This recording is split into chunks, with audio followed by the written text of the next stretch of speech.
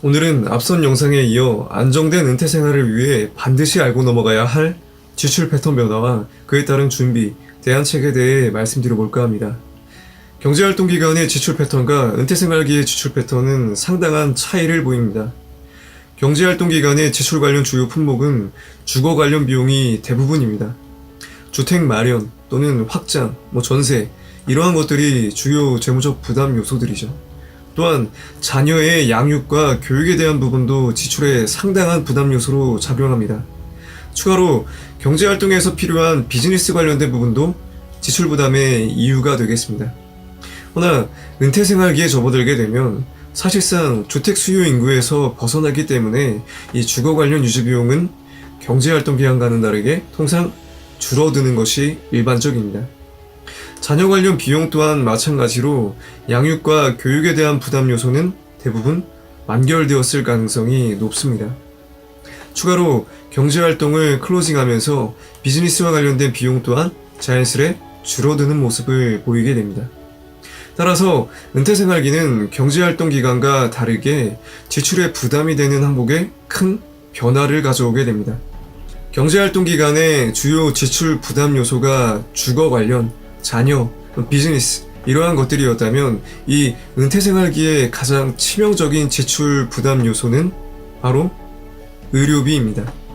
실제 건강보험 통계 연보를 확인해 보겠습니다. 65세 이상 노인들의 건강보험 진료비 비율은 전체의 40% 이상을 차지하는 것으로 나타나고 있습니다. 진료비 전체 평균인 연 139만원보다 무려 3배 이상 높은 425만원이 노인 인구에 집중되고 있습니다. 또한 노인 의료비는 지난 8년 동안 연평균 약 11%나 되는 어마어마한 상승률을 보이며 증가했다는 것을 통계로 확인할 수 있습니다. 보시는 것과 같이 은퇴 생활기에 상당한 리스크로 작용하는 것이 이 의료비입니다.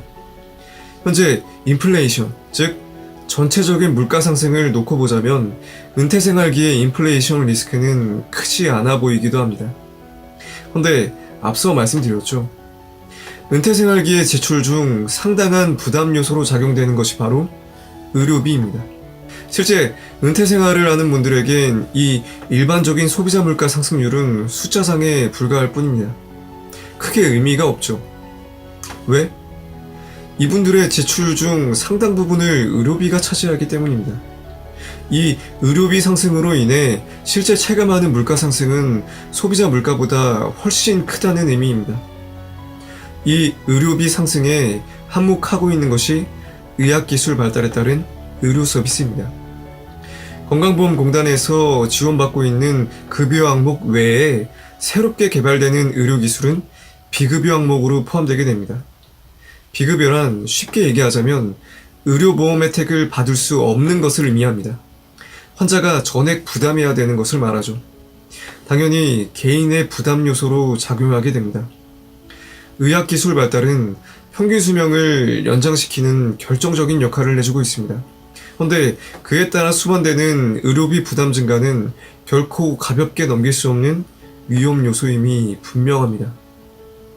결론적으로 안정된 은퇴 생활을 원하신다면 연금소득 또는 임대소득과 같은 가용자산 확보도 매우 중요하지만 이와 더불어 의료비 지출 부담을 덜어줄 수 있는 위험관리, 즉 보장성 보험 또한 함께 준비하신다면 더욱 바람직하겠습니다.